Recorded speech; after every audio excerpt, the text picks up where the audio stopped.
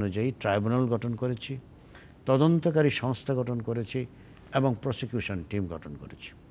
এটা কিন্তু ক্ষমতায় আসার 1 বছর পরে করা হয়েছে, মার্চ মাস সেকেন্ড ইয়ারে, কাজে 2.5 বছর আগে তা না। এত বছর আগে সংগঠিত অপরাধ দেশে বিদেশে তথ্যোপাদ্য ছড়িয়ে ছিটিয়ে আছে এবং আমাদের তদন্তকারী সংস্থা এবং প্রসিকিউশন টিম কাজ করে অনেকের বিরুদ্ধে তথ্যোপাদ্য সংগ্রহ করেছে। আশা করছি যে এই বিচারটি সহসায় শুরু হবে এবং আমরা তাও আশা করছি যে এই সরকারের আমলেই অনেকের বিরুদ্ধে যে অভিযোগ পাওয়া গেছে, তথ্যোপাদ্য পাওয়া গেছে, বিচারটি শুরু হবে এবং বিচার শেষ হবে। আমরাও সেটা আশা করছি। আমরা একটু দেখে নেব আপনি যখন প্রথম সরকার মন্ত্রিসভা গঠিত হলো তখন আমাদের এই মঞ্চে এসেছিলেন এবং এই বিষয়ে আপনি কি বলেছিলেন প্রতিশ্রুতির কথা তরুণদেরকে?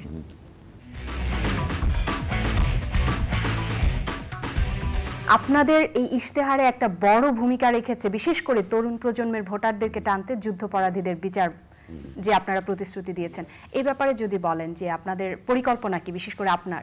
নতুন প্রজন্মের যে আশা প্রত্যাশা, যারা সত্যিকার অর্থে মুক্তিযুদ্ধের সময় যারা এই মানবতা বিরোধী অপরাধের সঙ্গে জড়িত ছিল, যেমন হত্যা, লুট, অগ্নিসংযোগ, রেপ ইত্যাদি ইত্যাদি কাজ, যেগুলা আন্তর্জাতিক আইনেও অপরাধ বলে চিহ্নিত করা হয়েছে, সেই সমস্ত ব্যক্তিবর্গকে এই ইন্টারন্যাশনাল ক্রাইম ট্রাইব্যুনাল অর্ডিন্যান্স বা অ্যাক্ট 1973-তে ট্রাইব্যুনাল করে বিচার করতে হবে। আপনার কথার সাথে এই জায়গায় মিল পেয়েছে। আমরা চলে যাই তরুণ দর্শকদের কাছে। কে এখান থেকে বলবে? জি, আপনি। ধন্যবাদ।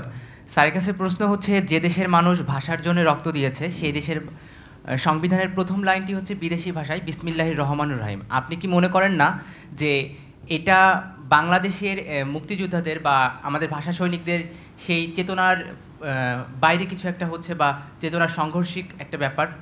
ধন্যবাদ। না, বিসমিল্লাহির রহমানির রহিমটা কিন্তু আমরা বাংলায় লিখেছি, কাজে বাংলা ভাষা ব্যবহৃত হয়েছে। ধন্যবাদ। এখান থেকে স্যারের নিকট আমার প্রশ্ন, আপনারা 15th অ্যামেন্ডমেন্টটা পাশ করিয়েছেন, বাট ওখানে আর্টিকেল 70 নিয়ে তেমন কোনো কিছুই আপনারা বলেননি বা কিছু করেননি। আর্টিকেল 70টা আমাদেরকে কি করেছে, যে একজন সংসদ সদস্য যখন তার দলের বিরুদ্ধে সংসদে তাদের মতের বিরুদ্ধে যদি কোনো ভোট দেয় অথবা ভোটদান থেকে যদি সে বিরত থাকে তাহলে তার সংসদ পদ বাতিল হয়ে যাবে। এটা কি আমাদের যে কনস্টিটিউশনের যে পার্ট 3, মানে আমাদের ফান্ডামেন্টাল রাইটস, এটার সাথে সাংঘর্ষিক কিনা? 70টি একটা প্রেক্ষিতে এটা করা হয়েছিল। যারা নাকি এরকম ফাদার্স অফ দ্য কনস্টিটিউশন, তারা দেখলো যে আমাদের একটা সরকারকে যদি স্টেবল না করা যায় তাহলে কিন্তু সমাজ যে সমস্ত রাষ্ট্র যে সমস্ত পদক্ষেপ গ্রহণ করে উন্নয়নমূলক, সেগুলো ব্যাহত হওয়ার সম্ভাবনা থাকে। সেই জন্যই বলছে যে হ্যাঁ, যেই দল থাকবে তাকে একটা শক্তিশালী করার জন্যই আর্টিকেল 70টা আসছিল। ধন্যবাদ। এখান থেকে আমার প্রশ্ন হচ্ছে, আপনারা যে 15th অ্যামেন্ডমেন্টে যে ইয়াটা দিলেন, মার্শাল ল যারা আসবে অ্যাডমিনিস্ট্রেটরকে আপনারা পানিশমেন্ট দিবেন, এই আওতায় কি এই রেট্রোস্পেক্টিভ ইফেক্ট দিয়ে, এই মো ইনফেক্ট দিয়ে আমরা কি আনা যায়? প্রশ্নটা অত্যন্ত একটা গুরুত্বপূর্ণ প্রশ্ন। মার্শাল ল, লর্ড ওয়েলিংটনকে একবার জিজ্ঞেস করা হয়েছিল পার্লামেন্টে যে what is martial law. His reply was, martial law is what the commander in chief of the army does and think in respect of an occupied territory. It is nothing more, nothing less, it is no law at all. অর্থাৎ martial law বলে কোনো আইন নেই, আর আমাদের সংবিধানে তো martial law বলে কোনো শব্দই নেই। 1958 সালে আইয়ুব খান উনি মার্শাল ল জারি করলেন। 47-এ দেশ স্বাধীন হলো, ইন্ডিয়া 49-এ কনস্টিটিউশন অ্যাডপ্ট করলো, 56-এ প্রথম পাকিস্তানের কনস্টিটিউশন হলো।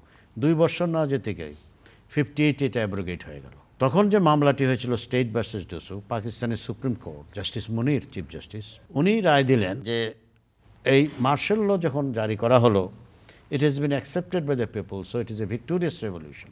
তারপরে যখন নাকি ইয়াহিয়া খানের মার্শাল ল চ্যালেঞ্জ হলো after Bangladesh was independent and Pakistan is Pakistan, সেটা হলো আসমা জিলানির কেস। চিফ জাস্টিস আহমদুর রহমান, যে commander in chief of the army or the chief of staff takes an oath to protect the constitution, not to destroy it. এবং 1973-তে Pakistan কনস্টিটিউশনে article 6 যোগ করা হয়েছিল। তা সত্ত্বেও পাকিস্তানে 1977-এ জিয়াউল হক declared martial. তখন মামলা হলো, Bakhtiar Rana was the lawyer. তো বললো যে my lord, I need not have to argue more. এই আসমা জিলানির কেসের রুল অনুযায়ী now let Ziaul Haq be tried for high treason. He was in power at that time. Country was under martial law. So you know the difficulty. In the meantime, বাংলাদেশে কিন্তু martial ল জারি হয়ে গেছে, কারণ 75-এ martial ল। তো challenged হওয়াতে কোনো একজন বিচারপতি বলল, when martial law is declared in the country, the constitution becomes subservient to martial law. তো এই 75-এ কিন্তু কনস্টিটিউশন অ্যাব্রোগেট হয় নাই, সাসপেন্ডেড হয়েছে। The knowledge was pass to Pakistan, এবং যেই justice Syed Anwarul Haque was the chief justice, উনিও এই কথা বললেন। এবং তখনকার অ্যাটর্নি জেনারেল এসে বলল যে my lord, this is a little deviation from the road of democracy, very soon there will be election and the elected government will run the government. তখন ওই যে সৈয়দ আনোয়ারুল হক বলল, yes, it is a doctrine of state necessity, it is a slight deviation and this country will be soon put to the road of democracy. তো commentator একজন বলছে, that short period of deviation continued for long 11 years and Ziaul Haq was killed in a plane crash. Otherwise God knew how long it would have been continued. This is what is martial law. আমরা আরো কিছু প্রশ্ন আছে নেই এখান থেকে। হ্যাঁ, আমি একজন বিশিষ্ট ব্যক্তির উদ্ধৃতি দিয়ে আপনাকে প্রশ্নটা করতে যাচ্ছি। বিশিষ্ট আইনজীবী শাহদিন মালিক বলেন, সংবিধানের পঞ্চদশ সংশোধনী জনগণের স্বস্তি প্রদান করার জন্য এবং সুশাসনের শর্ত পূরণ করতে ব্যর্থ হয়েছে। এই সম্পর্কে আপনার মতামত কি? ধন্যবাদ আপনাকে। It's a general remark. I don't agree with him. I will invite him to come before me if he wants to show any provision যেটা জনগণের স্বস্তি আনবে না। সুইপিং রিমার্ক করা খুব সহজ, কিন্তু when a responsible person makes a statement, it must be backed by reasons. এটাই আমরা মনে করি আর কি। আর প্রশ্ন আমরা নিতে পারছি না, আমাদের সময় একদম কম। ধন্যবাদ মাননীয় মন্ত্রী আমাদের এই ফলো আপ ফার্স্ট মিনিস্টারে আসবার জন্য। প্রিয় দর্শক, আমরা কথা বলছিলাম এতক্ষণ আইন মন্ত্রণালয়ের মাননীয় মন্ত্রী ব্যারিস্টার শফিক আহমেদের সাথে। অনেকগুলো বিষয় আমরা জানতে পেরেছি, কথা বলেছি, তরুণরাও কথা বলেছেন তার সাথে। বিষয়গুলোর মধ্যে এসেছে সংবিধান সংশোধন নিয়ে তাদের কি ভূমিকা ছিল এবং তারা সামনেও খোলা রেখেছেন মাননীয় বিরোধী দলের জন্য।